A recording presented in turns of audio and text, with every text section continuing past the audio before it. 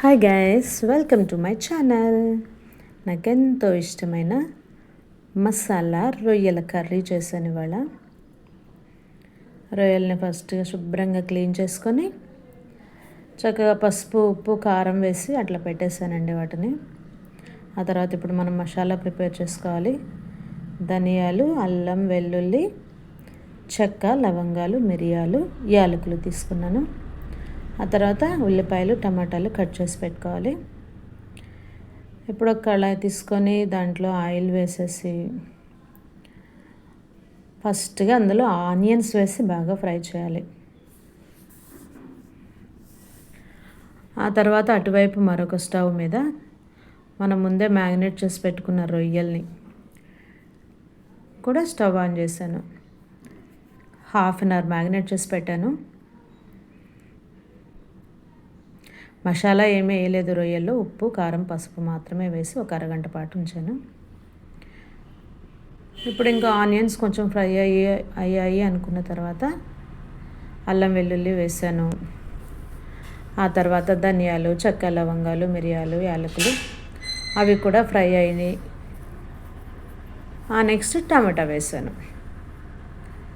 వీటన్నిటిని బాగా ఫ్రై చేయాలి. అటువైపు కూడాను మనం స్టవ్ వెలిగించుకున్నాం కదా, వాటిలోంచి వాటర్ రిలీజ్ అవుతాయి, రొయ్యల్లోంచి నీళ్ళు వస్తాయి. ఆ నీళ్ళన్నీ ఎగిరిపోయేంత వరకు అట్లా చేయాలన్నమాట. అవి కూడా నీళ్ళు వచ్చేస్తున్నాయి. ఆ నీళ్ళన్నీ ఎగిరిపోయేంత వరకు మనం అట్లా బాయిల్ చేసుకోవాలి రొయ్యల్ని. ఇటు సైడ్ స్టవ్ మీదేమో మసాలా అంతా చక్కగా మనం ఆయిల్లో ఫ్రై చేసుకుంటున్నాం. మీలో ఎంతమందికి రొయ్యల కర్రీ అంటే ఇష్టమో నాకు కామెంట్ చేయండి ప్లీజ్. మీ అందరికీ రొయ్యల కర్రీ చేయడం తెలుసు, కాకపోతే నేను ఇలా చేస్తాను. మీరు ఎలా చేస్తారో కామెంట్ చేయండి. అంతే. మసాలా ఫ్రై అయిన తర్వాత దాన్ని ఒక సైడ్కి తీసేసుకున్నాను. స్టవ్ మార్చేసాను. రొయ్యల కర్రీ ఇటు సైడ్ పెట్టేసుకొని ఆ వాటర్ అంతా ఎగిరిపోయిన తర్వాత ఇప్పుడు ఆయిల్ వేసుకుంటున్నాను. ఆయిల్ వేసుకొని ఆయిల్లో కూడా మనం రొయ్యల్ని ఫ్రై చేసుకోవాలి.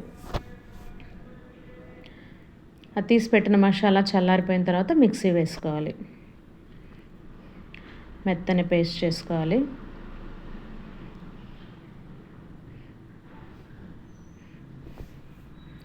నేను చేసినట్లుగా కూడా ఒకసారి చేయండి. చాలా చాలా చాలా బాగుంటుంది. మీరు ఎలా చేస్తారో రొయ్యల కర్రీ, మీలో ఎంతమందికి రొయ్యల కూర అంటే ఇష్టమో నాకు కామెంట్ చేయండి ప్లీజ్. రొయ్యల్ని ఫ్రై చేసుకున్న తర్వాత మనం ముందుగానే ప్రిపేర్ చేసి పెట్టుకున్న మసాలా పేస్ట్ అంతా, ఉల్లిపాయలు, టమాటాలు, అల్లం వెల్లుల్లి పేస్ట్, అల్లం వెల్లుల్లి, ధనియాలు, చెక్క, లవంగాలు, మిరియాలు, యాలకులు అవన్నీ వేసి పేస్ట్ చేసుకున్నాం కదా, ఆ పేస్ట్ అంతా వేసి చక్కగా కలుపుకోవాలి. Please friends, please like, share and subscribe my channel.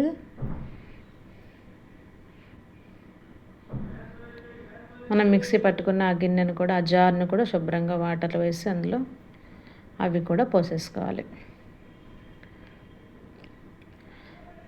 మంట అయితే హైలో అస్సలు పెట్టలేదండి నేను. రొయ్యలు ఫ్రై చేసేటప్పుడు కానీ, బాయిల్ చేసేటప్పుడు కానీ, మనం మసాలా ఫ్రై చేసుకునేటప్పుడు కానీ మీడియం మంటలోనే ఇవన్నీ చేసుకోవాలి నిదానంగా.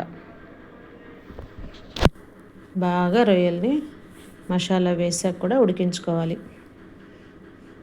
ఆయిల్ పైకి వచ్చేంత వరకు, ఆయిల్ పైకి వచ్చాక కూడా కలబెడుతూ మధ్య మధ్యలో బాగా ఉడికించుకోవాలి. అలా ఉడికేటప్పుడే మనం ఉప్పు, కారం సరిచూసుకోవాలి. మ్యారినేట్ చేసేటప్పుడే ఉప్పు, కారం వేసాను చెప్పాను కదా, మళ్ళీ ఒకసారి మధ్యలో నేను ఉప్పు, కారం చెక్ చేశాను. కొంచెం తగ్గింది అనిపించింది. ఉప్పు, కారం మళ్ళీ వేసాను. వేసి చక్కగా అట్లా ఆయిల్ పైకి వచ్చేంత వరకు చాలాసేపు బాయిల్ చేసుకుని, చాలాసేపు అంటే ఒక దగ్గర కర్రీ అంతా అయిపోయేసరికి 15-20 మినిట్స్ పట్టిద్ది. లాస్ట్లో కొత్తిమీరతో గార్నిష్ చేసుకుంటే రెడీ.